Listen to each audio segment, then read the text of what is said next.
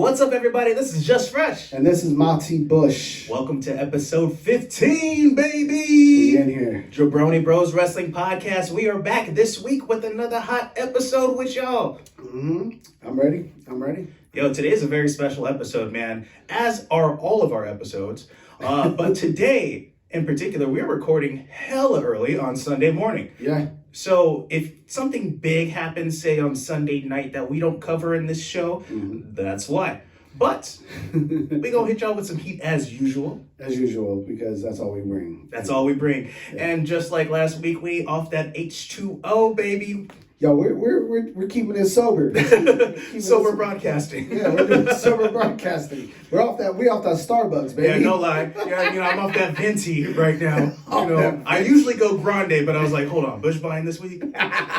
Venti, my dude. I need that venti. I need this shit to last. I feel that. I'm not even mad at you. I got a croissant with mine. You know what I mean? We some fancy niggas. Get a croissant with my pinky up. You know That's right. Crumbs everywhere. I don't care. You know what I mean? I'm a black dude that knows how to eat with chopsticks. You know, I used to wear glasses and shit. You know what I mean? We sophisticated out here. We do this. Oh man. So what's new with you, my brother? I am about to do my show May 1st, Uptown Takeout, this Saturday coming up. Yes. So I'm excited for that. It's my first show in almost 2 years. And then today I will be taking my son to his first baseball game. And I'm excited for that because I want to see how his reaction is to everything else. Yes. I want to give my brother Bush some love for that, man. You know, my man is an outstanding father. You know, he makes sure he's there for his kids. You know, we doing better for our generation than what our previous generation did for us. And man, like that's a dope thing, man. Like honestly, like you know me, you know, our audience might not know me quite yet, but man, being a father is like the greatest thing in the world to me, man. It's dope, dude. It's like you're a real Pokemon trainer. Right? I know. Like that was a hell of a way to put it. You're like out here, we out here being Ash Ketchum and shit. Yeah, I'm like a real Pokemon trainer, man. I'm really putting this kid to work, bro. Yeah, man, and they're all different. They all have their own different powers, you know. I got two at home, man. So it's like you see how they evolve. Yeah, and you want to push them in the right way so they learn their little special talents. Yeah, because everybody has their own different things, and it's dope, man. Like I love it, man. You're going to a game today, right? Yeah, it's gonna be at the Rivercat Stadium. It's the A's versus Giants minor league teams. He don't know the difference. It don't matter. I want to see how he acts and see how long he can last, and then we'll decide if we want to go to Oakland to go watch a game or go to the Bay in general and go see a Giants game because I know that their stadium is dope. Yeah, A's stadium is more like prison, but I am an A's fan, and that's just the way it goes. That's dope, man. So my dad, he used to take me to like A's and Giants games growing up. So, and I'm talking like in the Barry Bonds, Jose Canseco era too. Yeah, so like Bash Brothers, Mark McGuire, Marmon Wire, as Sammy Sosa used to say. Marmon Wire. So like that was like a really big part of my childhood too. So like, and especially the fact that you're doing this like in a COVID era where like we're finally able to get out and do some more live events with our family and friends. So exactly, that's dope, man. Yeah, we're sitting right behind home plate, and he gets this is his first game he's ever seen. He's been playing baseball for the last 3 years. He's never watched a game. So the fact that he's never watched a game and he understands the game, he's gonna see it firsthand, and he's gonna be like, "Yo, this is crazy." That's what's up. That's what's up, man. How are you? Yo, I'm doing well. I've been trying to prepare for my first wedding of the season. That's right. That's coming up next Sunday. So, it looks like we might have to do either another early morning episode or might not record next week. we might not record next week. Yeah, man. So, like, again, I try and, like, let people know, like, outside of, being a hardcore wrestling fan, I do this DJ shit. I do this professionally. So, I do, like, high-level events, like, there's people that charge like $50 an hour for DJ shit. Just to give you guys like a little taste into my world. My smallest package starts around $2,000. So like it's like you have to be able to afford the amount of quality that I bring to your event. But that's the difference between quality and you know, just trying to get something on the fly. Like. And honestly, it's kind of dope because it kind of shows you my journey. Because to be real, I want to say I started doing weddings in 2014, and I was charging like $50 an hour, and I was doing it for like, it was actually my best friend's younger brother, Jose. And honestly, I wasn't really that great back then, but I ended up making like $200, and I had to give half of it to my homie Vicente for even letting me be there to help me use his equipment. Mm-hmm. And then I had to chase down like the last 50 from the homie Jose like a couple days later anyway. Yeah, bro, you got that 50? Yeah, and you know, doing it for family and friends for the low to now I'm at the point where like, yo, for overtime, I charge $200 an hour. You know, not to flex or nothing, but it's like, it's just dope to be like an independent business owner and to get to that point where you can't charge what you feel is your worth. Don't worry, I'll flex. But enough about the DJ shit. We've been trying to think about different options for the video for this podcast, man. Yeah, we're coming up with, should we do this? Should we do that? IG, YouTube, Twitch. What? I don't know which one you guys like. Which one do you guys prefer? Because we want to bring you the best that we can and have those numbers drive to that. Exactly. So, you know, whatever is the most convenient platform for you guys, maybe we'll start, you know, putting more footage to that. I've been kind of slacking, no lie, on the YouTube upload. So, but you know what? I haven't heard anybody complaining because they actually just like the audio mostly anyway. So maybe we'll do the video just for like our Patreon members. You know, or there's even, I don't know if you guys have been looking into what's going on with Apple Podcasts, but there's going to be this new feature in which you can subscribe to your favorite podcast, and it's actually fee-based. So it could be like, you know, maybe $5 a month that you can put towards the show. So that would actually help us out personally. So, you know, let us know what works for you guys. I like the idea of the Patreon thing where, like, if you want this footage, you can get it, but it's going to cost you, like, you know, a couple bucks. It's going to cost you the same amount that it costs for this Starbucks right here. Mm-hmm. And it gotta be a venti. You know, $5-6 a month just to help us out, and maybe we'll put on like a second show for you guys. I'm down for that. I'm always down for that. Yeah, because we got so much other stuff there's a ton of stuff that we can be talking about. We talk about breaking. We talk about breaking for like 2 hours before we even we talk about really get started. Hip hop in general, for those unaware, like. Me and Bush are like a hip-hop Swiss Army knife. Yes. Like, just to give you guys examples, like, I was breaking for about 15 years actively, training, competing across the United States. Yeah. I eventually got into event planning, event promotion, which led me to be an MC. So I learned how to DJ. Professionally host events, and then I learned how to DJ as well. The only thing that I'm not really great at in the hip-hop world is graffiti. I'm just not, you know, like really gifted at like with drawing and shit. But my man Bush is like, I'm okay at it. I'm not like the best because I don't floss, because I know so many people that are amazing at it. Right. I know tons of people that can do it. But I mean, yeah, I'm a b-boy, I'm an MC, and I'm a dedicated MC. Yeah. A competitive MC. A competitive MC. I've done the competitiveness with the b-boying stuff off and on for since the 90s. So like it's in our blood. So we talk about this stuff all the time. Yeah. And you know, we host. He throws events. I've thrown events. We're in the scene. We're in the community. Yeah. So like, we ain't never left, baby. We just leveled up. We can talk about this stuff outside of this podcast as well. If we you know, if the demand is there. Yeah. If the demand is again, there. you know, we just talked about our kids earlier because, you know, that is our life. So they come first. So understand that if you guys want us to give you more content, we got to hear it from you guys. Yeah. And let us know what you want because, you know, we're here for you guys. Yep. And I'm down for it too. I'm here for that. Yes. Man, so this was a big week in wrestling. I want to say, man, we found out some crazy shit on Thursday night. What's your new sound effect? I need your new sound. No. That sound effect. Oh, yes. Because there was something that happened with a trash bag. It was a trash bag. Shit was trash, dude. Yo, WWE sent Mickie James a care package in a trash bag. Yo. And she tagged him. She tagged Vince. Yeah. She tagged Vince McMahon on Twitter and was like, yo, man, I just want to say I got the care package. I appreciate y'all. And it's cold because it's like it was sent in a cardboard box and then put in, or, you know, okay, so. It was in a box, and then the bag was in the box. There was a trash bag inside of a box. Now, I hate to play devil's advocate because let's keep it real. when you're moving, and I've moved several times in my life. Right. There's plenty of times where I've just grabbed like a black trash bag and just threw as much stuff as I could possibly in there, and just throw it in my van or throw it in the trunk or whatever of my car. But here's the thing. To do that to someone that you just recently released, that's pretty shitty. And not to mention, like, when you do it, you're doing it because you're moving, right?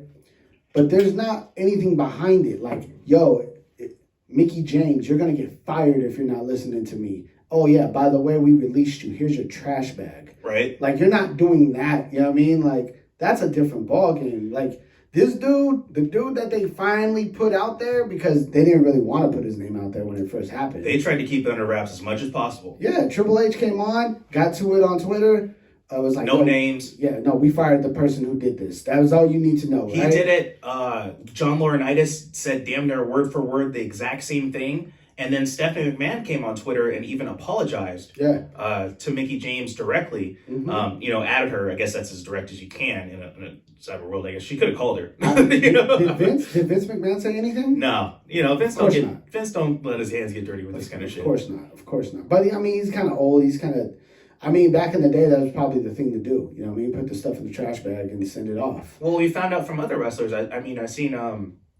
Well, actually, why don't we talk about the culprit himself, man? Yeah. Mark Carrano was the person that was actually held responsible for this action. This Mark Carrano dude looks like a nerd too. Like when I see this dude, I get upset because I'm like, yo, look at this goofy ass dude, man. This is the dude that was going around threatening people for their job. Look at this guy. Yeah, and he was if you watch the show Total Divas, he was featured on there pretty heavily. Old turkey neck looking. Yo, look at this dude, Gomer Pyle looking dude, man. Yo, who was homie that we was talking about last week that didn't get Billy Kay? Oh, that other clown shoe. Dude, I can't even remember his name because he's brother needs to brush his teeth. Yeah, like he got mater teeth from Cars. Like look. You know what I mean? Like Toe Mater. Like look at these clowns that they're hiring. Look at who they keep as their like head people. You know what I mean? Like, and like, what are they gonna do after this? Like, who are they? What are they gonna do after this? Where are they gonna go? Because if you're hiring them as another wrestling promotion, whatever, like you're just hiring more trash. Like, yo, these are the people that don't belong in the industry at all. So there was even more stuff that came up. So his ex-girlfriend, she let out some of the tea, bro.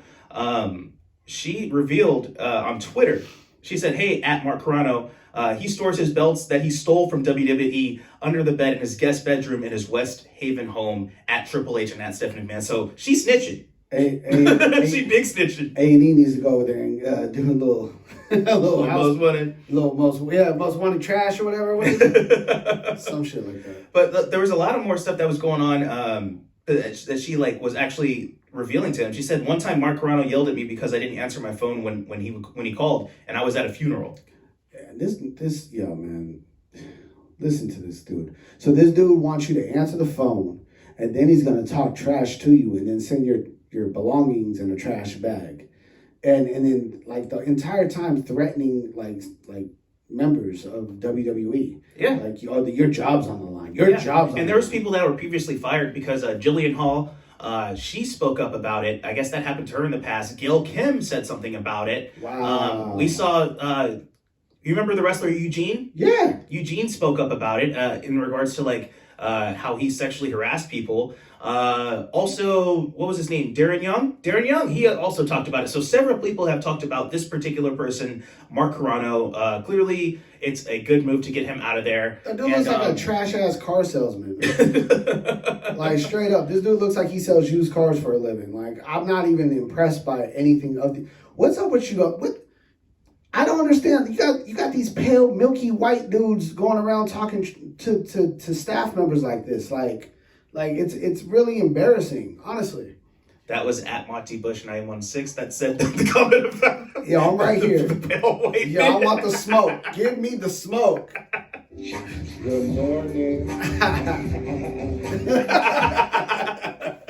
Oh man! So some more interesting news from WWE. Apparently, they're not happy with Snoop Dogg for his AEW appearance a couple months back when he did the Snoop Splash. Yo, another thing, like it's Snoop Dogg. Like, what you mad about? Right? What So you mad about? he was recently a guest on the Ebro in the Morning Show with Laura Stiles and Peter Rosenberg.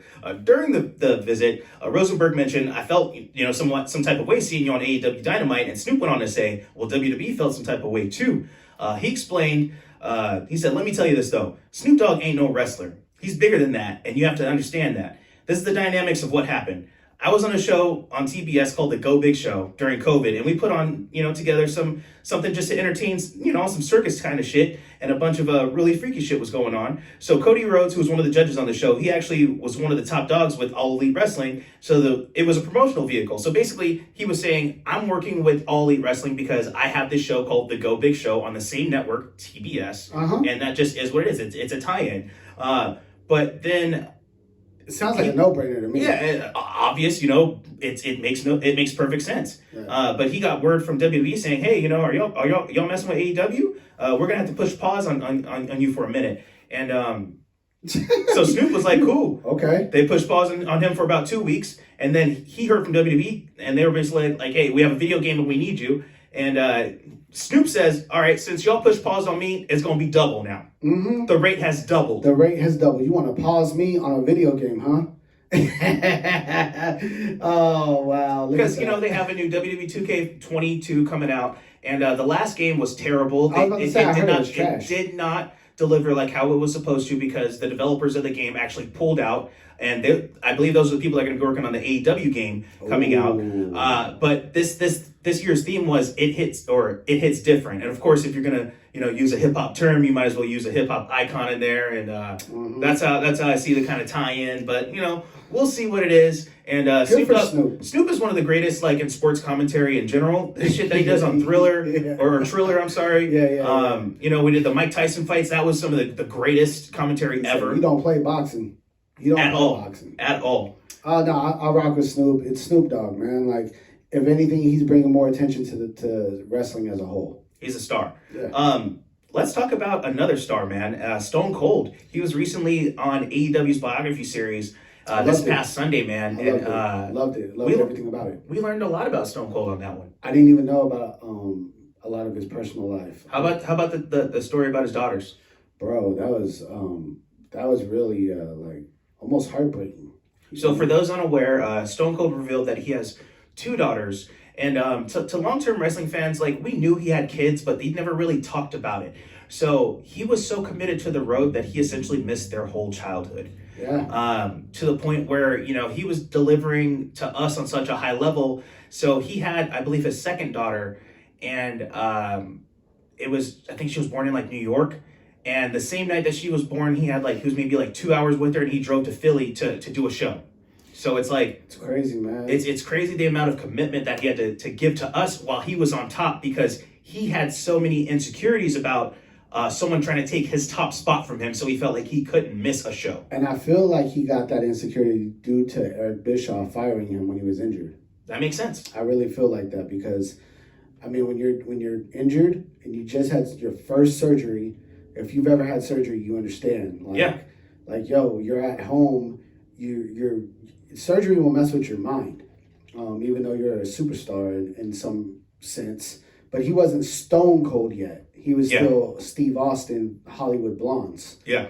And but everybody saw the potential in him. Oh yeah. But once you got fired from Eric Bischoff after coming back from Japan, after that messed with his mind to the point where he was like, yo, I can't take days off and I need to be on the road, and I'm Stone Cold Steve Austin and I hold the title, and yo, look at what I've built. You know what I mean? It hurt me when it sucks, man. When he was talking about his so basically his daughters moved over to the UK. Because of 9/11, and there was like a travel ban or something, or like they were afraid to fly. And he said he called his daughter one day and she was talking with like a British accent, and he was like, yo, like, my daughter used to talk like me. Yeah. She sounded like a redneck from Texas, and now she talks with like a British accent. And it killed him. Yeah. You could feel his spirit was just like broken at that moment. And it was a good documentary, man. Hell of a documentary. If you guys have not checked it out, it is on A&E. There's one tonight. There's a new. Is it tonight? Tonight's the Roddy Piper one, huh? I believe it's Roddy Yeah, Piper. I have that set on my DVR, so I'll peep that. I'll- I believe the show comes on at like, is it like 9 or 10? It's about 8 o'clock. Okay, because the lead into the show is the Most Wanted Treasures, right? WWE's Most Wanted Treasures. Why don't we talk? Why don't we talk about that, man? Because we got to see a little a peek into how the WWE is kind of shaping their well, they want to have like a real Hall of Fame, a physical Hall of Fame. I was about to say, it looks like they're trying to have like a museum. Yeah, so that's they figure if they're going to do a WWE Hall of Fame, it has to be something in which like how Disney fans come back and forth, like you come back to it. So if it's something that you just walk in one time, it's like, oh, I've been here, done that, don't need to repeat that. But they want it to be an actual attraction. So there's been talks of them putting like live matches on if when you come to the actual Hall of Fame. So that's what they're taking the first step with this. So this is going to be like a Universal Studios with everything inside of it. That is the goal for WWE. Yes. Okay. Yes. I can see so that. This is the first part in which they need to get all the exclusive memorabilia that they think are the most wanted treasures. I wasn't going to say in WWE history. Yo, that word is too tough for me. Yo, I'm off that Starbucks. Yeah, I mean, I might stumble a little bit. That caffeine be kicking my ass sometimes. Yo, man, now there's some words that I'm just like, I feel like DJ Khaled when I say some things. So I have to really stop myself. But on this week's episode, they featured Mick Foley going around and pretty much going to all these different collectors and trying to bargain with them to see what they can get. And I believe what were some of the things? He grabbed like one of his original masks. He got his mask. He got his flannel. Yeah, and then like the original Mankind costume. Yeah. And then he came Sacco. Yeah, Sacco. Yeah. And then he came into Vince's office with balloons to recreate that scene when Vince. Oh my gosh, I forgot about that, and I was dead, bro. And Vince was like, "What the hell is going on?" He did not like that shit at all. He did not appreciate that shit. Like, you're in my office doing some clown shit. It is not my birthday. He was so mad. But see, that is the point where I actually hit Mick Foley and Vince up on Twitter and said, yo, I truly believe that Vince McMahon does not like Mick Foley. Because I'm watching this unfold on here, and it's like, yo, this is not a gimmick. This is really happening right now. And Vince looks really annoyed with this shit. Well, I mean, if you were 70-something-year-old executive of a huge company, and you got this asshole coming in with balloons saying it's your birthday. Stephanie had to come in and like, Dad. Yeah, she legit was like, Dad, we're playing, please, chill. Like, but Mick was taking it to the like because he was acting like from that exact scene, and it was pretty annoying. And then after a while, he was like, yo, should I stop this gimmick? And they're like, yes, please. He's like, okay, good. All right, yeah, no, we got all the stuff, man. They gave him a hug, and he was like, all right, I guess. But, it was cool. It kind of went on for a little longer than I expected. But it led right into the bio of Stone Cold, and I was. It's a cool 1-2 punch. Yeah, it is. Man. So speaking of like mainstream wrestling on these big platforms, we found out this past Tuesday that MLW Fusion is now going to be on Vice TV, and that's going to be starting May 1st. I'm here for it. Yeah, so longtime listeners of the show, I always talk about Jacob Fatu, the MLW heavyweight champion. Like, now people are going to see who I'm talking about more, because this dude's the truth. And I'm here for this because with all these releases that have been happening, now we got another network that they can be broadcast on in America. You're giving more jobs, to more people in the business, and I think there's some really good talent. Leo Rush is on there now. The Von Erichs, are on there now. La Parka and his son is on there now. See, this is all stuff I don't know about. Yeah, so and even the people from Lucha Underground, they work with MLW. And it's gonna be on Vice? Yes. So even what's his name? Mil Muertes, he's on MLW now. I did not know that. Yes. So and she's managed by this lady Selena De La Renta, and she's essentially the person that's like they're teasing like Dario Cueto coming back and everything. Yo, MLW is the shit. Y'all need to start messing with it when you can. I can't wait till this happens then, man, because maybe we'll see Andrade go there. That could work. That would work. Well, I mean, just kind of how we talked about A&E. They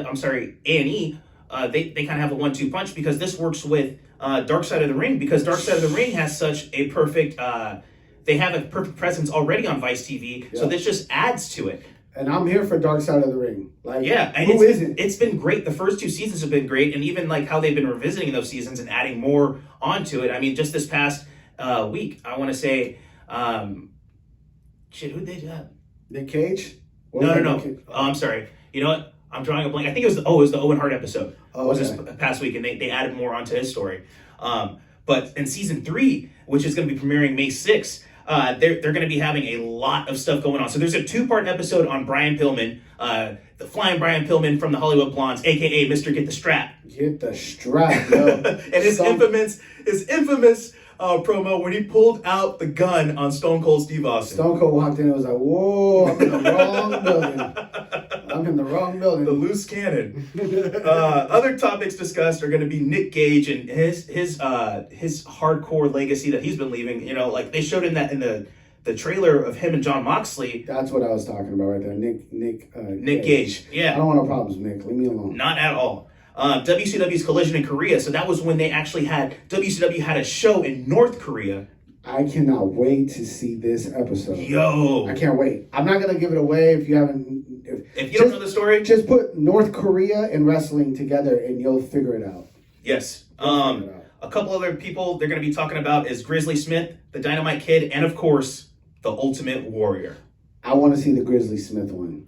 I know nothing about this guy. You will after this. But then Dynamite Kid too, because he has such a dark story. I think his is going to be kind of close to Chris Benoit-ish. He influenced Chris Benoit. He influenced a lot of people, man. When the British Bulldogs was such a major, popular team with WWF back in the day. Dude, that was like, when you played wrestling, you were either the Hart family or you were with the British Bulldogs. Yeah. You know what I mean? That was it. So I'm looking forward to that one too. But that Grizzly Smith, bro. I hope they really go in on Ultimate Warrior though, because yeah, me too. Like I've heard some really shitty stories about him, and I think this will kind of expose him. I don't know if I remember when Edge talked about Ultimate Warrior on an old ass like WWE DVD. Like they were trying to shit all over Ultimate Warrior back in the day. They were trying to, and Edge was like shitting on him. What did he say? I can't remember word for word. I just remember that they were talking about his promos. And Warrior had some terrible promos. The dextrosity and all that shit. You know what I mean? It was just crazy. Like, he was just talking about some weird shit. But, like they, on that DVD, they shitted on him. And then years later, they brought him back. And unfortunately, he passed away. I'm glad they gave him his little moment. But honestly, I've heard him say some really messed up stuff. So I don't want to put him in that Hulk Hogan category just yet. Yeah, not yet. We're like, fuck Ultimate Warrior 2. We need to see this shit. Yeah. We need to see this shit. I need more. But you know, someone that I've been kind of like putting in my own little category of like, man, fuck, I can't even mess with her. Ronda Rousey. You're really anti Ronda Rousey. I don't mess with Ronda, bro. I don't mess with Ronda because she's just so like. You feel like she's stringing them along. Okay, so for those unaware, Ronda Rousey has now announced that she's pregnant. So first and foremost, let's give her a round of applause and just show some love, because not only is that a miracle of life, like. No, she's pregnant, man. That's awesome. That's awesome. I mean, she's having like a baby. That's great. My issue that I have with Ronda is she is freaking phenomenal in the ring. Yep. I was there at the New Orleans WrestleMania when it was her and Kurt Angle versus Triple H and Stephanie McMahon, and the performance that she put on that night was the highlight of the night. So I know how dope that she is. I know how dope of a performer that she is. My problem is she left the WWE 2 years ago, and the whole reasoning why she left, she had 2 years left on her contract, and she said that she was leaving to start a family. I think that and I'm sorry to be this guy, she played games, she played politics because she got on she became hella hot on and I mean hot in regards to, she boosted her name on Total Divas. Mm-hmm. Became a bigger factor within WWE. She elevated Becky Lynch to that superstar level. She was Becky Lynch's partner that she needed to be, a main eventer. And then she left. And then once her contract is almost up, now she's pregnant. It's like, yo. 2 years later. Yo. I see your point. Respect. And I know I'm a man, so I can come off like, You know, I'm not trying to be that guy, but it's like, we want you back, please. Yeah. The thing is that you want her back. Yes, it's because you were so freaking great. Bring your ass back to wrestling. Yeah, we do. don't play it so that you have a baby after the contract, so you don't have to come back to us. You know, do what you got to do. Live your family life, and respect to you in that. And to be quite honest, man, like you left a lot on the table with that undesirable match with Becky Lynch. We need another one. There was so much money left on the table. We need another one. Now, go have your baby, enjoy your family life, enjoy your time. We really want you to come back. That's really what it is. We want Ronda Rousey back because she can bring so much into that division. One thing I'll say before we get going on everything else, when they had the mixed tag team matches with the man-woman... The mixed match challenge? The one thing I think they really missed on, and they were both around at that time, was Ronda Rousey and Brock Lesnar.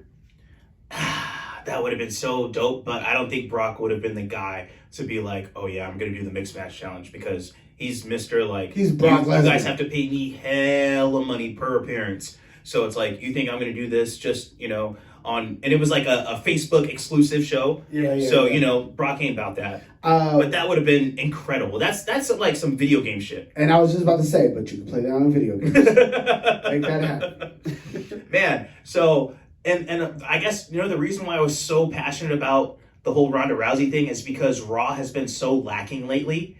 And we're going to get into our Raw review and what was going on this week, because the show opened up with Drew McIntyre demanding MVP come out, and he's trying to get, like, he's trying to figure out what the hell's going on with Mason T-Bar attacking him from last week. What do you think about that stuff? I think we all are. Because why have Mason T-Bar when you just had the hurt business? You just had Shelton and Cedric, you know, like these perfect dudes. But you know what? I could totally see them just being like, okay, they're small, they're old. Cedric's not even old. He's still good. He's still young. I just think that WWE's... I think Vince lost good faith in them, and they're putting Mason T-Bar, who... Yo, T-Bar is Dominic Dijakovic, or Dijak. That dude's the man. If you've never seen his matches in NXT with Keith Lee, that dude, he is just as good as Keith Lee. They need to get them over, which I understand. Yeah. So they need to be on TV. These dudes need this stuff because they're good at what they do. And they've been with Retribution so long that it was trash. It was damaging. Yeah, so they need to get them over. I understand that completely. I don't like the way they're doing it, but I get it.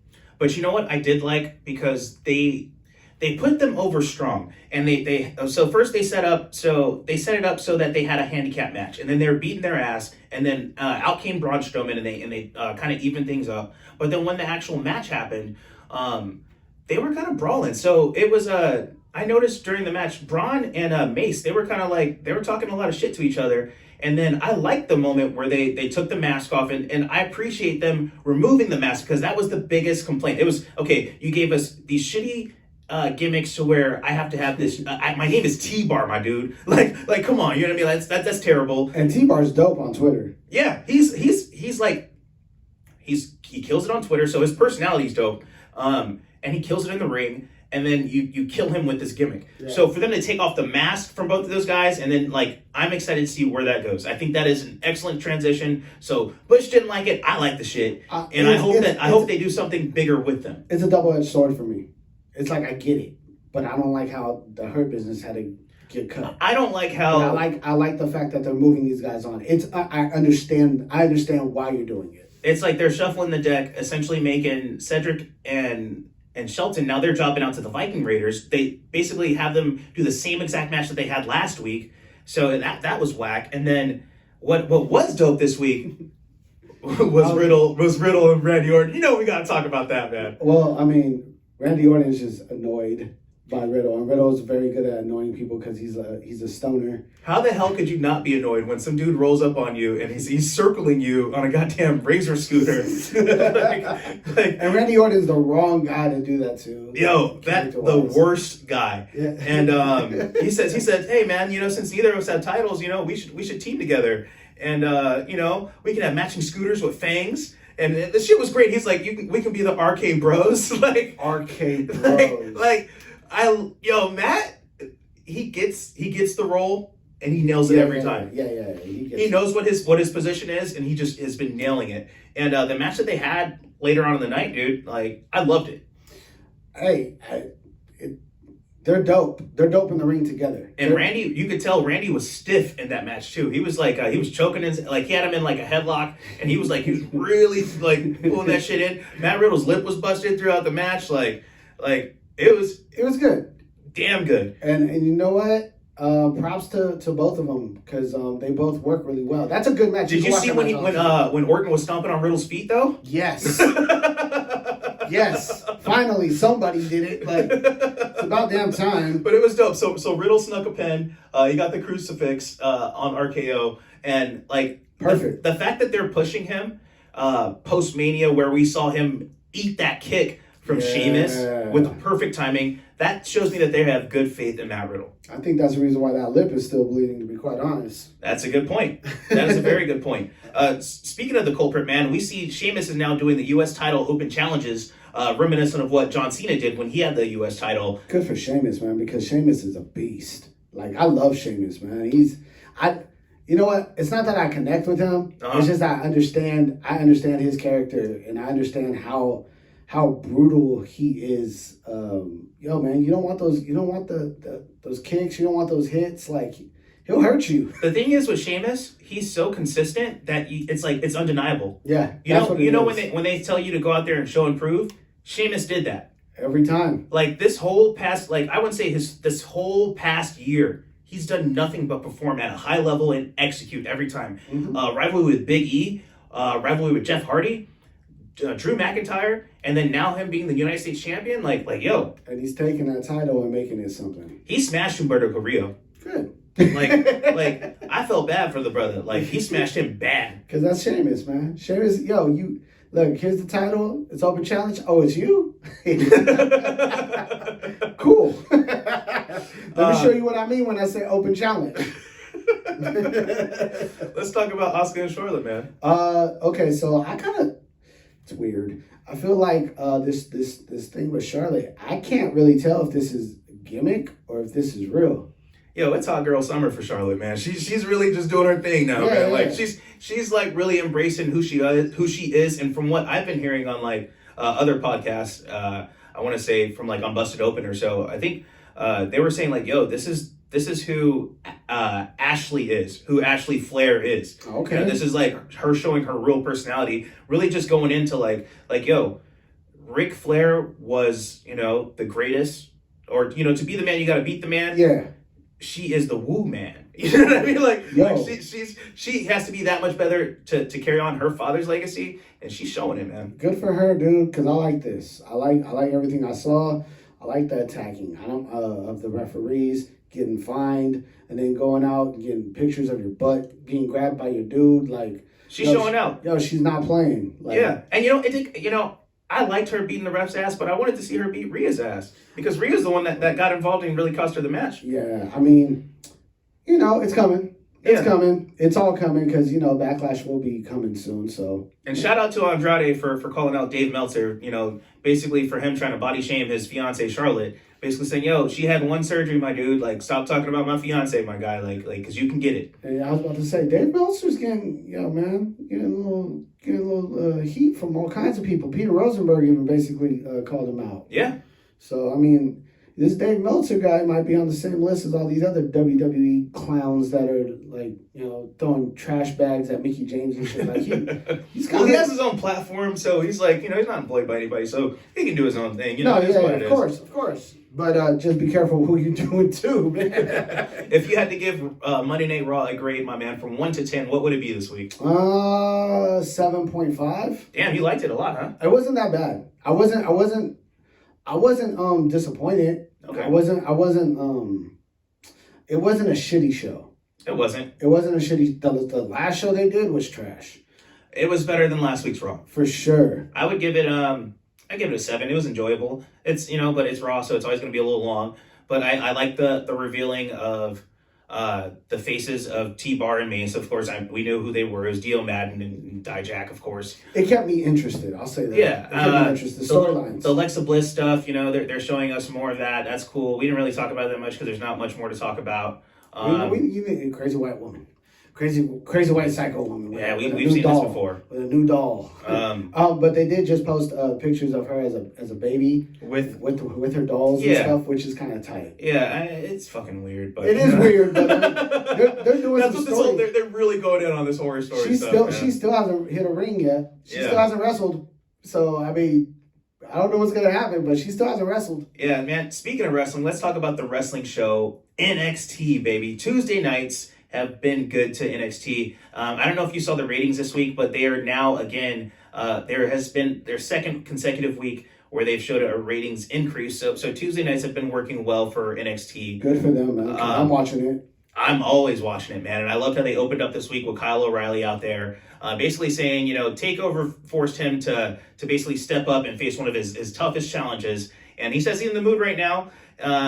He's in a great mood right now because he doesn't have to worry about Adam Cole anymore. But now it's time for him to move on. And he's trying to figure out what's next for Kyle O'Reilly. Is it going to be the North American Championship, or is it going to be the big belt, the NXT Championship? Kind of teasing a rivalry with Karrion Kross.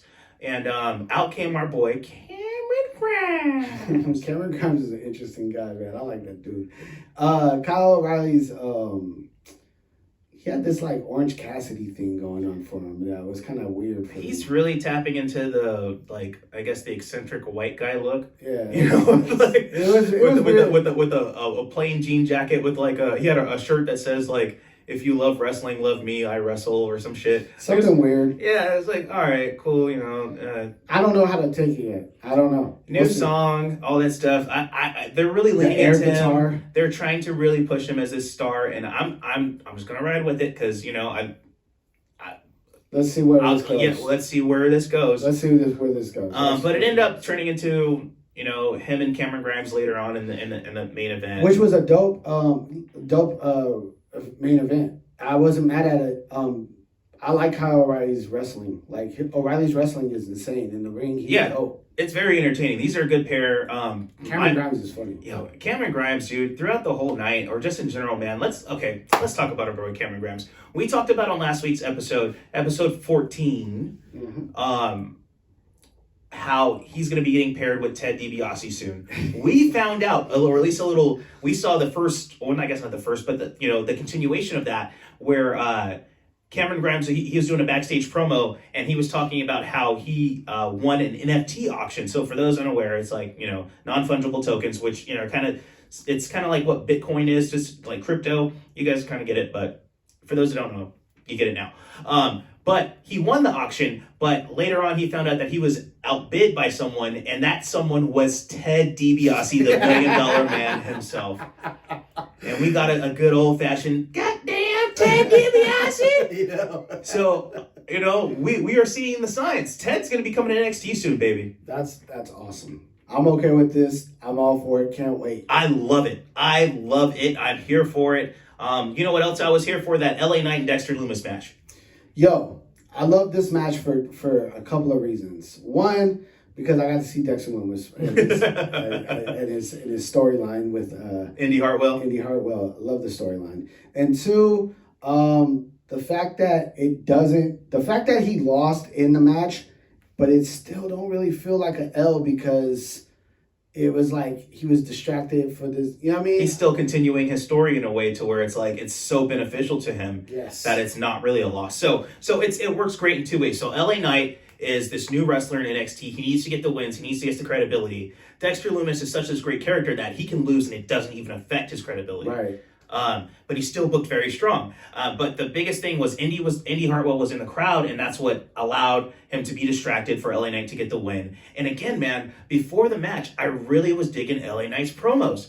And I found out he was on Busted Open this week with Bully Ray, and they asked him about how much freedom do you get on the mic to really spit your stuff. And they said those segments when he's backstage and walking and talking, he says that's 100% freestyle. That's all him. I give him props for that. And that shit works. I'm still not sold on this guy. And his facts of life promos, like how he ends them with those, I love that shit. So as long as they keep giving him time, a little bit more seasoning, I think he's going to be a main event heel, better than Miz. like that type of heel, to where he's like annoying rich guy. Yeah.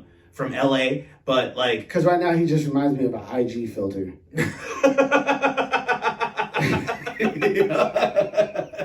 Sorry, that's what he reminds me of. He reminds me of an IG filter. Like I look at this guy, and that's what he reminds me of. Like, I don't know, there's something.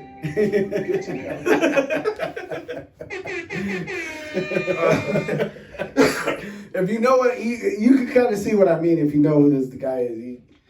I don't know any other way to put it. Yo, man, you're killing me right now. I had to finish off my vintage. Finish off my vintage. Yo, I got weak.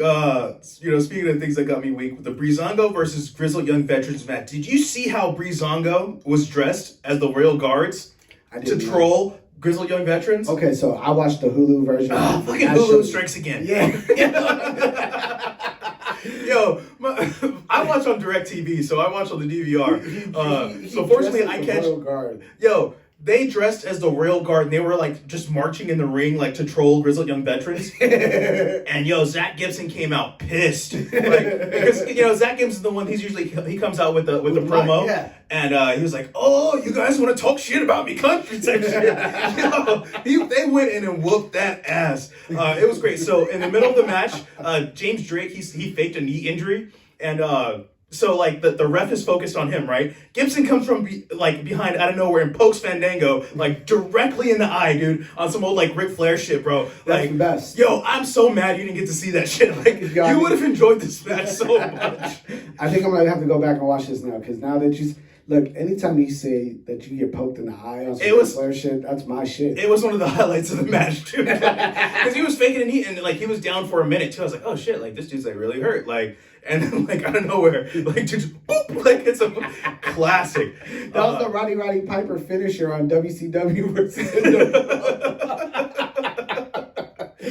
Yo, man, this was a great match. GYV gets the win. But you know what else was great this week was that Zoe Stark and Saray match. Did you see that? I love the Saray match. I'm mad that Zoe Stark's kind of, I want to shake your hand and become your friend and this and that.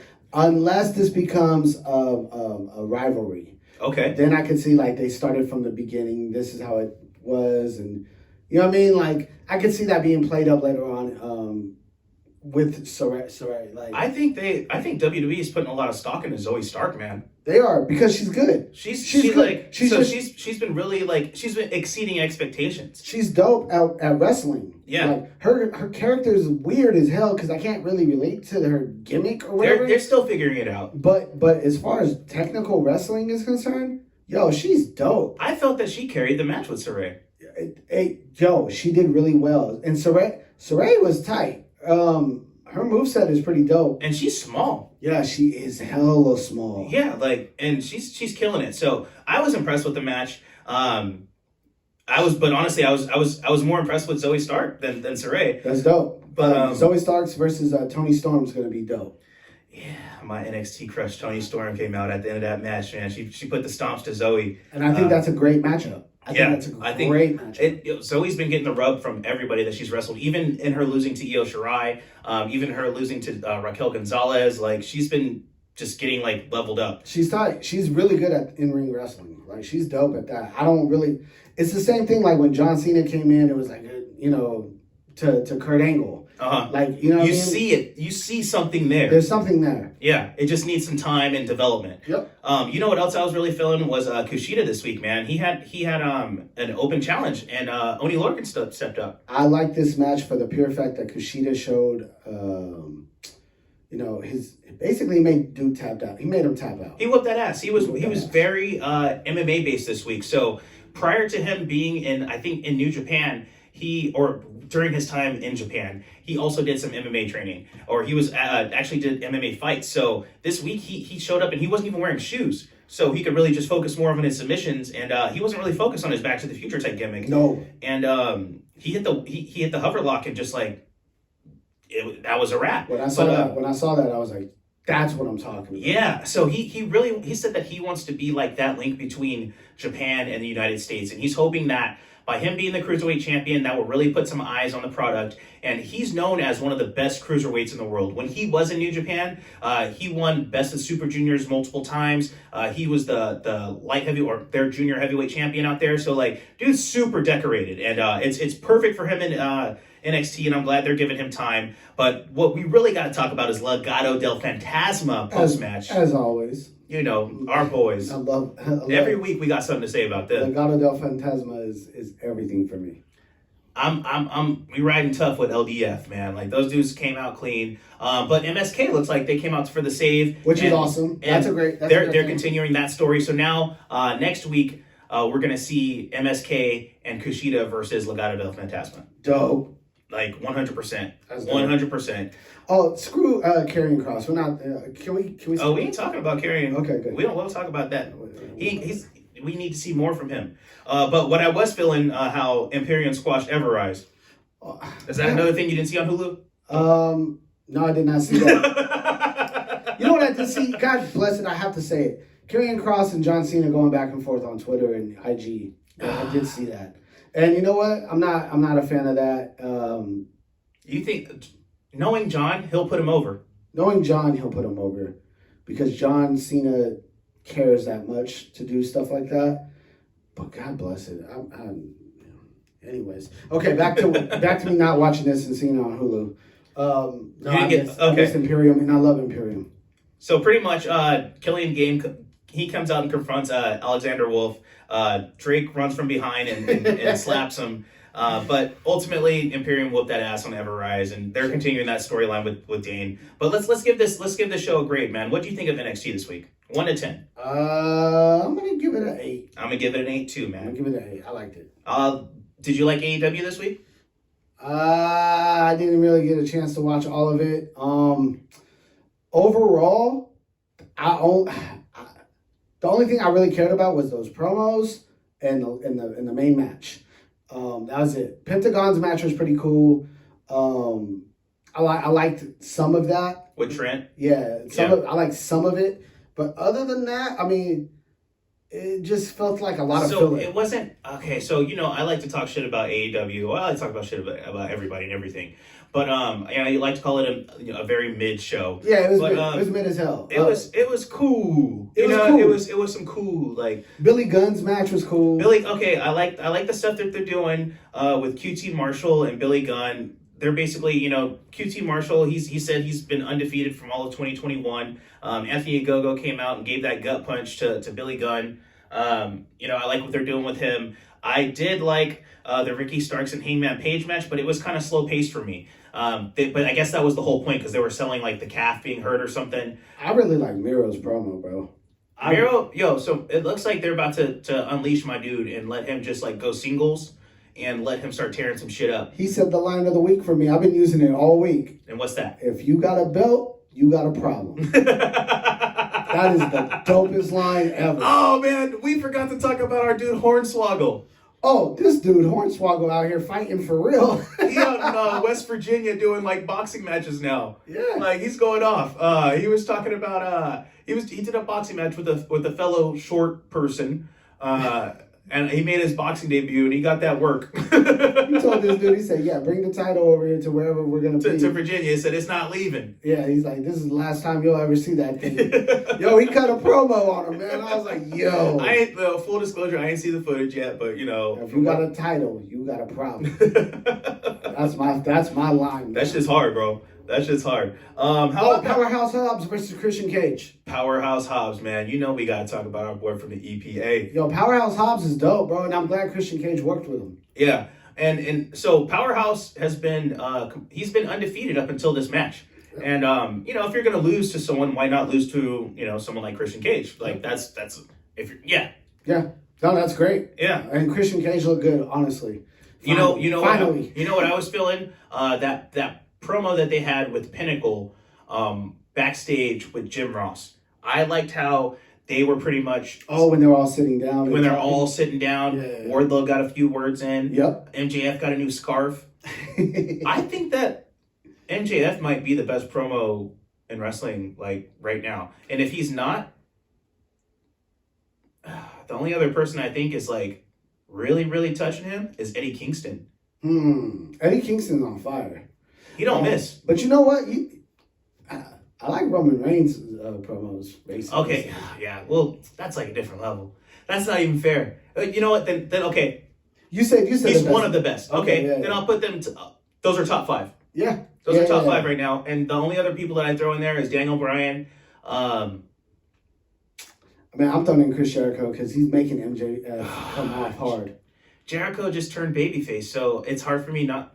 Jericho's top 10 best right now and on the mic. He's not touching MJF. And he's been there for a long time. Yeah. Who else is good? Edge.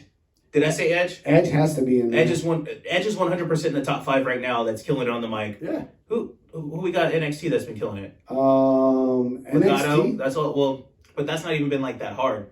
But Escobar has been dope. Escobar's been killing it. Escobar's been great. I feel like I'm leaving people out right now. Look, I could put Adam Cole on that Bailey's list. been dope.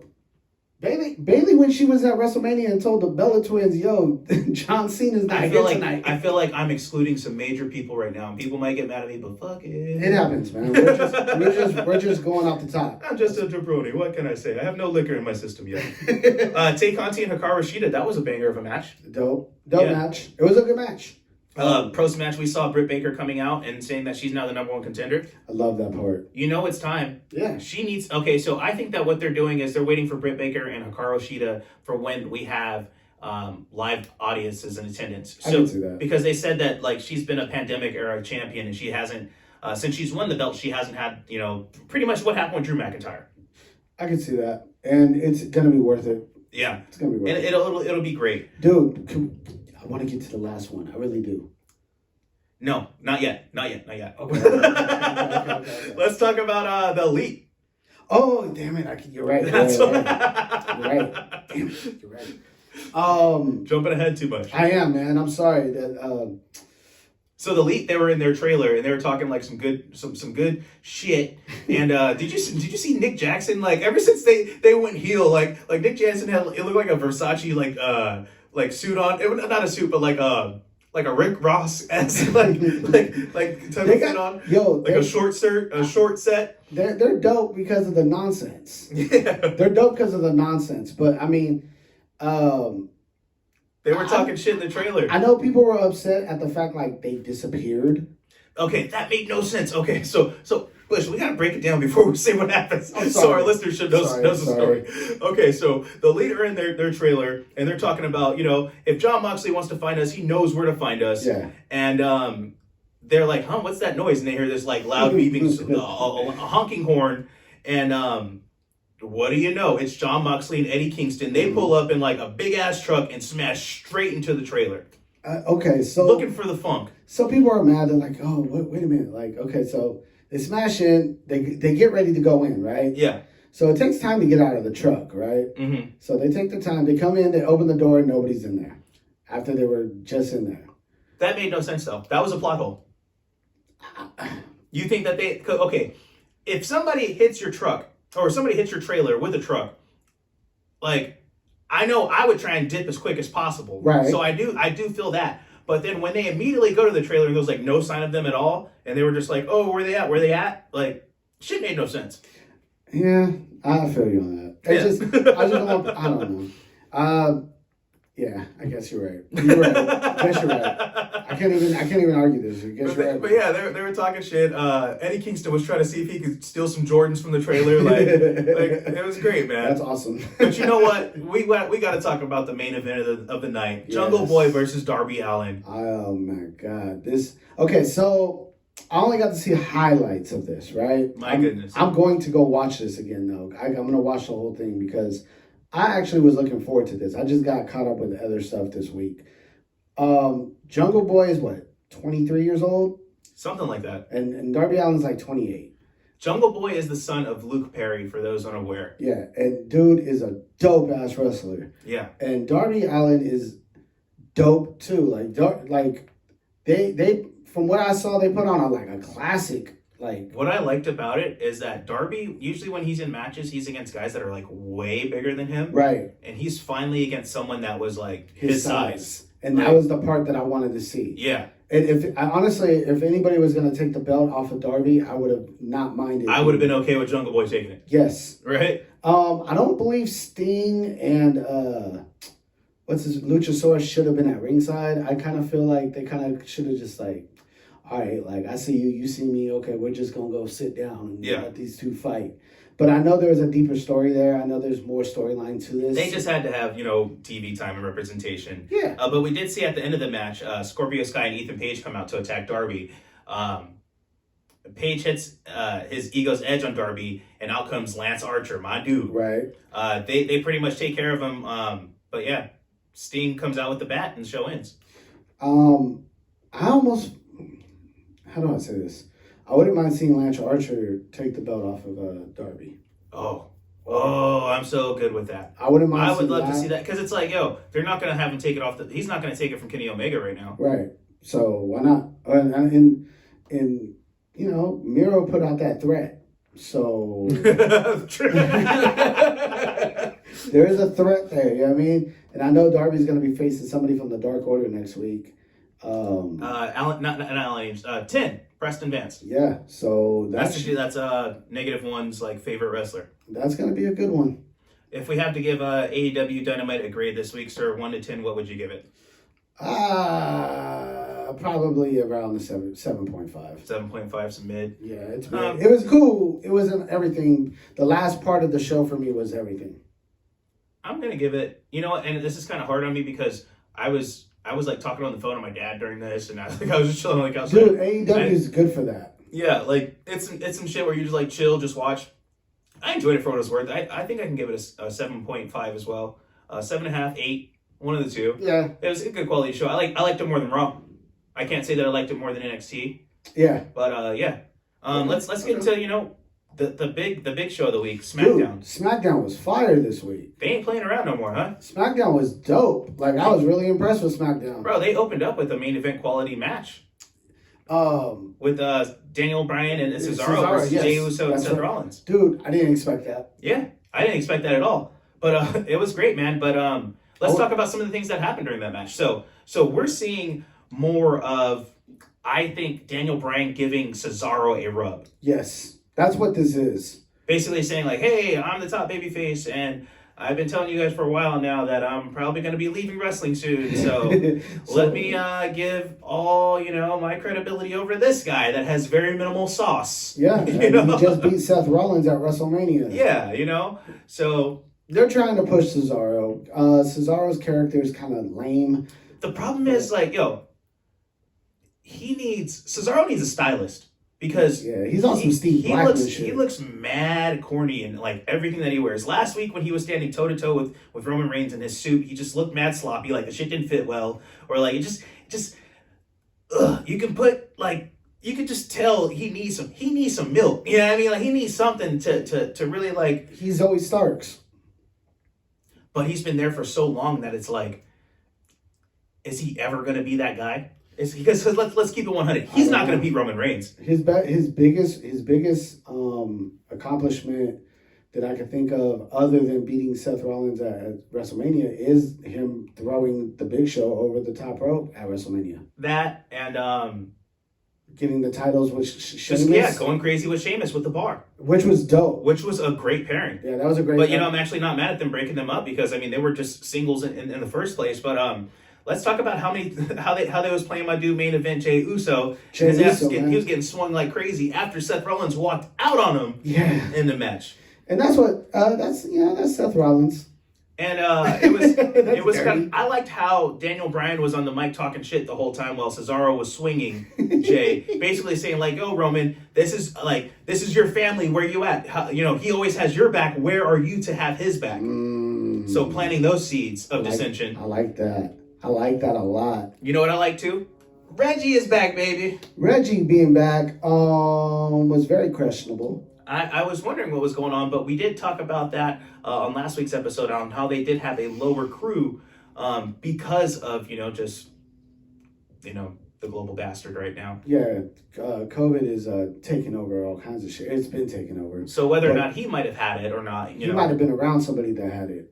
Yeah. And he was gone for a while. I mean, he wasn't on WrestleMania. It was 2 weeks. Or no, like 3 weeks. Yeah, because he wasn't on WrestleMania. You were absolutely right. I forgot about that. He wasn't on WrestleMania, and I expected him to be there. Because he was putting, I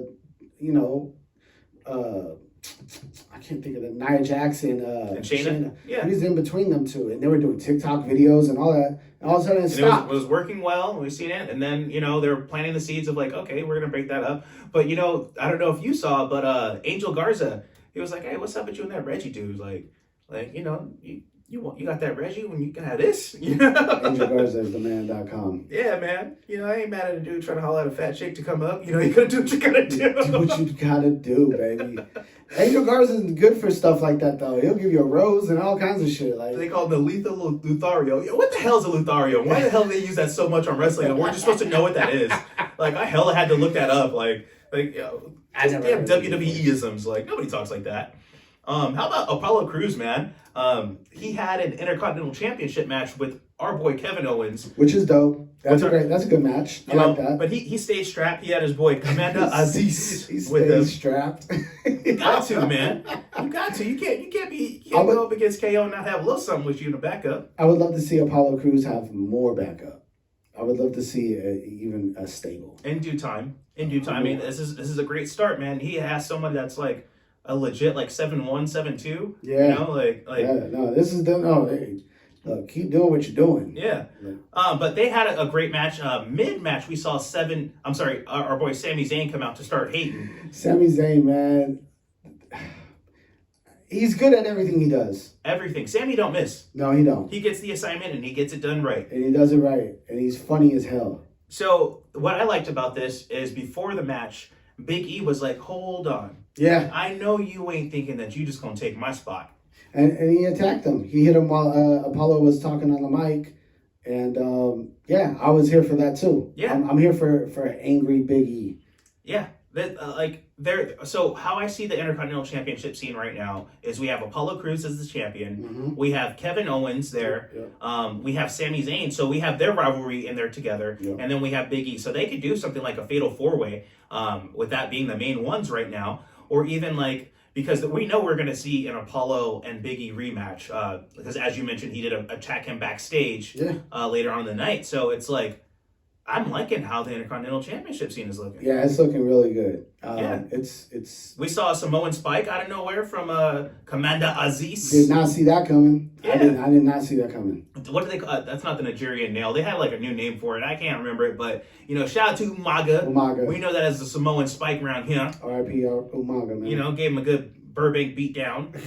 The Burbank beatdown. Yo, that's a bar. That's a bar. We got to talk about Sami Zayn gigging. Sami Zayn's dancing is incredible. He might feel some kind of way just because, but we appreciate that here at Jabroni Bros. He has his own dancing shirt now available on Pro Wrestling Tees, which I was thinking about copping. It's about $30, but it's one of them. It's a shirt of him doing his little dance moves and shit. What is that little? that's his little. Yo, I've never seen no one do that. And he'd be looking through the shoes. I've never seen that little shimmy in my life. I've never thought of that. Hey man, I think he calls it the Syrian shuffle. Yeah. But Sami, the dope thing about this, the proceeds of the shirt, they go to Sami for Syria, his nonprofit organization that gives proceeds to those in need in Syria. But the Syrian shuffle. The Syrian shuffle. Yo, that has to be a name, bro. That has to be coined. I cannot wait to make this a clip. And tag him for the Syrian shuffle. Yo, if we're gonna talk about clips, we gotta talk about that vignette from Aleister Black, dude. Okay, this Aleister Black promo, this thing that he did. Yo, I saw this and my first reaction was he's talking about Vince McMahon. Talk to him. Because when he said you're making your kids out to be bigger monsters than you are, I don't know who else he's talking to, but the only other person I know that has their kids in the wrestling business that have been monsters, that have a lot of power, has to be Shane and Stephanie. And he's been gone for a while. Yeah. So, those words, I could be completely wrong. He could be talking about something completely different, but that that was my first reaction. Was like, oh, he's talking to Vince. Yeah. So how I received it was they were really stepping back into making him a demonic character and really bringing it forth of like, hey, I am this way. You guys are nothing like me. You guys do not deserve me. And he was really just like this dark heel, more Undertaker-esque. And very, I felt that too. I felt that. Really leaning in on that demonic storytelling shit. And I was like, okay. Like, not to say I'm into that shit myself. Right. But it's like, this is wrestling after all. Like, I want to see some characters. But like, okay, let's see where this is going. I kind of feel like they're going to go the whole no chance type shit. Like, You think they're really gonna like go full forward with the anti-McMahon shit? I think so. I'm here for it either way. I think so. I'm just happy to see Aleister Black on TV, man. Yeah, all of us are. And they're putting him on Smackdown, so he's gonna like be with good people. This is the A show, so it's like if you ever wanted to get somebody over, you always put them against the corporation. And the fact that he said like he's all in on this shit. Yeah, if you ever want somebody to get over, that's how you do it. They did it with Stone Cold. They did it with Daniel Bryan. You make it no chance all the way through, and then at WrestleMania you bring him in and he beats them all. Man, if you're really gonna get, but then I don't know. But I don't think if they would. Okay, so here's my my opposing argument to that. I felt like they were pushing him over so hard as a heel that for him to go against the McMahons, that would be more of a face move, because that everybody knows anything anti-authority in general is like, it's accepted because we're normal people. Nobody loves their boss. Nobody loves their job. And if you can ever get even with your employer in a way like that, then it's like, hell yeah, I'm going to do it. That's what made Stone Cold so likable. Yes. Relatable. I just really, Aleister Black, they were trying to put this man over for a long time. They went with Drew instead. For the Brock Lesnar thing, they were gonna try.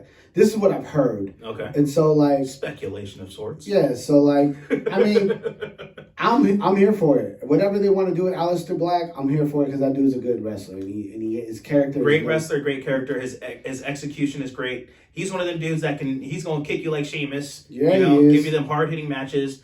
And he's a main event talent. What do you feel about these dirty dogs? Yo, I'm not feeling the tag team shit right now. On SmackDown, it's been kind of weak, man. It's been so trash. Like between it's a back burner title now. I'm just ready to see the Mysterios with the title feuding with Street Profits. I just want to see that happen. That would be fire. Yeah, like I'm. To those that know me know that I'm a big Shawn Michaels fan, which means by proxy I'm a big Dolph Ziggler fan. And Dolph Ziggler, like, WWE never gave him just... Dolph Ziggler was always just so close to being that guy. He was always close. Like, think about it. Even when he had the title. He had the title one time, and they took it away from him because he got kicked in the damn head by Alberto Del Rio. Yeah. And, like, ever since then, he's been consistent. He never misses work. I mean, shit, look at how many times they gave Sheamus the title, but not, That's true. Dolph Ziggler. But, okay, enough of that. But, ultimately... what they're doing with the SmackDown Tag Team Championship is really stale right now. We want to see more. But I do like what they're doing with Bayley, how she's going to be facing Bianca Belair at WrestleMania Backlash. I'm feeling that, and that's a good matchup, and I think that's a great first rivalry. Post Sasha. Yeah, I'm feeling that. Well, I mean, they were just talking about, or how she was talking about how she wants to pin the 4 horsewomen. And she's already beaten Bayley before, but I mean, for her to remind people now as champion, I've beaten Sasha, I'm going to beat Bayley. So there's only those 2 big names after that: Charlotte and Becky. Yep, and Becky, and that means it's going to be Becky versus Bianca. Becky's going to win Money in the Bank if she comes back. I'm gonna call it right now. We got the hot takes, man. We got the hot takes. If that does happen, that's what I'm predicting. I'm predicting that Becky comes back and does that. Oh man, that'd be fire. Yeah, I mean, I would love to see that. I'm just on my shit tonight. I don't know. You know what I mean? I just got all kinds of conspiracy theories. I'm running with it. But I've been right in the past. Hey, man. You've been right before, my dude. So shit. Why don't we talk about how the show ended, man, with Roman Reigns coming out to the ring. And he's getting tired of these cats challenging him, man. What's funny is like, yo, like, this is what is supposed to happen, right? He's the champ, right? This is what's supposed to happen. But, like, I know, like, this is also what heels do. Right. Heels always get mad about stuff after they're like, yo, I'm the best. Someone's like, no, I'm ready for you. You're not ready for me. And it's great because, like, we have a heel on top as the champion on both shows with Bobby Lashley and Roman Reigns, right? Yeah. Like, to think back, like, when was the last time that we seen some major heels that were, like, over long term? The only other, like, I can think of Brock Lesnar with his heel run after he destroyed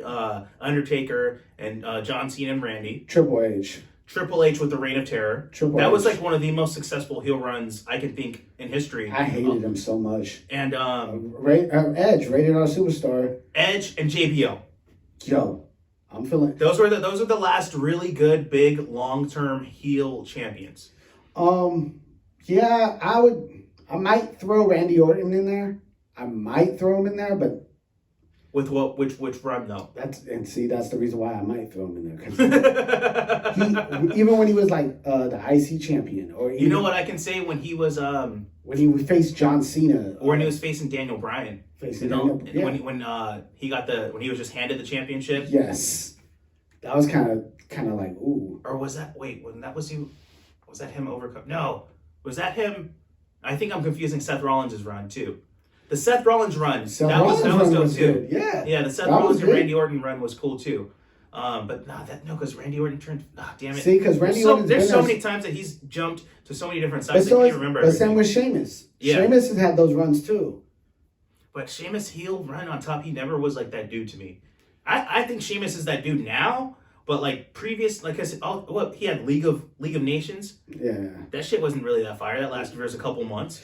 I guess Randy Orton would be in that, but not all the way. I guess your tops is perfect. Yeah. I guess I'm just nitpicking at this point because Triple H, Brock Lesnar. Who else did you say?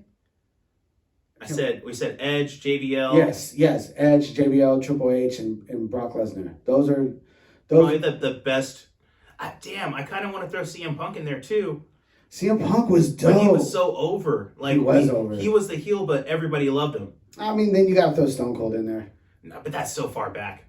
But fair is fair. Let's talk about how the show ended, in which we found out that Roman Reigns was pretty much saying like, all right, Brian, like you want to do this, then like I'll give you one more title shot, but this week, and it'll be next week on SmackDown. But like if I beat you, it's a wrap. Yeah, you're done. That's it. Your career's over. Yeah, you have to leave SmackDown. And this is where it got interesting for me because I'm like, all right, there's only 3 things that can happen. That happens. Okay, let's talk about it. 1, that actually happens. Daniel Bryan loses. 2, Daniel Bryan wins the title, which is like, oh shit, a title change on SmackDown, and it's against Roman Reigns, and it's a legit title, thing. And then what's the third one? What would be a third one? There has to be a third one, right? I think disqualification. Yeah, that's always an option. A DQ. But how I look at it, so for one, I don't see Daniel Bryan winning against Roman Reigns. So either do I. I don't see that happening because if they were going to do it, they could have done it leading up to WrestleMania, but they're not going to because the storyline was so strong. We could see the return of Edge. He hasn't come back at all since WrestleMania, so he could be that person to disqualify him, and that could, potentially make him leave, or he could either go to Raw, or he could just leave WWE for a while and just pursue his part-time career as a wrestler and just pop up maybe 2 or 3 times more later on this year. And this will definitely give Cesaro that rub. Yeah, and that kind of positions him like, all right, well, I'm gone, Cesaro, take the ball, run it with it for a little bit. Or Daniel Bryan wins the title and Cesaro goes, well, hey, that's what I'm coming for anyways. And then they rival for it? Yep. That could work too. We'll see what happens. And it makes Reigns chase the title. Yeah, You know what I mean? It makes Reigns have to chase the title as a heel. These are all possibilities. This is what's great about this new season in wrestling. Like This SmackDown was dope. yeah, because of this reason. let's give it a grade, man. 1 to 10. What would you give it? I'm gonna give this SmackDown an 8.5. I'm gonna give it a 9, just because they I'm not started mad off at that either. with a main event quality match off top. And I rock with Roman. I rock with the Usos. I rock with Daniel Bryan. Like it was dope. It was dope. And they set up everything, getting ready for Backlash for me. Yeah. All right, let's talk about our wrestlers of the week, man. If you had to give it to 1 to 3 wrestlers, who would it be? Okay, my wrestlers of the week. I'm gonna go with Darby Allin. Okay. Darby Allin was fire. I might even go with on NXT. I might have to go with Dexter Lumis. Okay. Just because I really appreciated that storyline. And for SmackDown, I gotta go with SmackDown. I'm gonna go with Roman Reigns. Okay. I respect all this. Those are all good. He made that challenge to Daniel Bryan, and that was pretty tight. Okay. So I'm gonna go with Matt Riddle for the whole segment that he had on Monday Night Raw. That's the annoying thing with Randy Orton. I thought that was great. The second thing that I'm gonna go for is Mickie James for the waves that she made with wrestling this week, and just the fact that she got Mark Carrano's ass out of there. I'm not mad at that. And third, I'm upset now. I wish I would have thought of that. Third, last but not least, is my dude Sami Zayn for the moves after the match, dude. Just the way he was trolling Kevin Owens, dude. Like, we posted it on our story on the at Jabroni Bros Pod, if you're not already tapped in with us, which you already should. But yeah, those are my wrestlers of the week. Those are my moments that like were freaking hilarious. If we had to pick a match of the week, what would it be for you? I'm gonna go with Randy Orton versus Matt Riddle. Randy Orton versus Riddle. Okay, that was great for me too. The only reason why is because I don't want to be AEW biased with Jungle Boy and Darby Allin. I'm gonna copy your pick because I really like that match too. I think that probably was the one that I was really tapped in and I was really paying attention to the most. I did not see that coming. I didn't see it coming. Yeah, and I was happy with that. I was like hoping something like that would happen because I'm about that Riddle life. I'm not mad at you. I mean, that's my dude. So if we had to pick a best show of the week, who would that be for you? SmackDown. Dude, SmackDown just murdered it. SmackDown, 100%. SmackDown killed all of it. Yeah, I almost put the Jey Uso and Seth Rollins and Cesaro and Daniel Bryan as my match of the week, but yeah, I almost I could go back and say it, but no, I'm gonna stick with what I said. But SmackDown was on fire. SmackDown was fire, like all the way through and through. I'm not mad at it. And young Reggie is back. Bush, anything else we want to say or do before we put a bow on the show? I don't really have much to say other than subscribe to us. Like thank you guys to all the people that have been and everyone that sends us DMs and asks us questions and stuff like that. Like, hella appreciate that. And for the listeners that are listening in and they enjoy my nonsense and Larry's nonsense or Just Fresh's nonsense, like, niggas going up. I know, my bad. I'm gonna start calling you Brian on the phone. I was like, I'm Brian. Sorry, guys. Yo, I've known this guy for like 20 years. I think I might have called you Brian like once or twice this whole time. You've always called me Bush. It's Bush. Yeah. It's Bush. It is what it is. Shit, everybody called me Fatso for years until I switched the name. I still call you Fatso. You're Fatso on my phone. And that's perfect. Like, if you know me as Fatso, call me that. And I tell everybody else that, I go by Just Fresh now. But like, yo, for friggin' 16, 18 years, I was Fatso or Fatso Fresh or Legendary Larry. I like to switch my shit up. I love Legendary Larry. I look at it like this, like just like with wrestling, you see characters, they switch up or they evolve every couple of years. Chris Jericho is not still the Ayatollah Rock and Rolla. He's not Y2J. He is not the Painmaker anymore. He's not the Lionheart. He doesn't have the list. He changes every couple of years, just like myself. I like to refresh myself because I grow every couple of years. I change my name, I change my character, and I evolve. I feel that. So Just Fresh is where I'm at now because my life is just fresh. I'm a Just Fresh dude, and I just do fresh things in life. That's where I'm at. So I'm just fresh. I'm not that fat no more. PHAT. I went from fat to fresh. Talk to him. So No. I think that's going to wrap up this week's show. Yeah, Bush, anything else you got to say? Nah, man, that's perfect. As always, fuck Hulk Hogan, and we'll see you on episode 16. Yeah. Maybe not next week, but the week after. Shit, we'll see. We'll see. All right, we'll see y'all. Peace.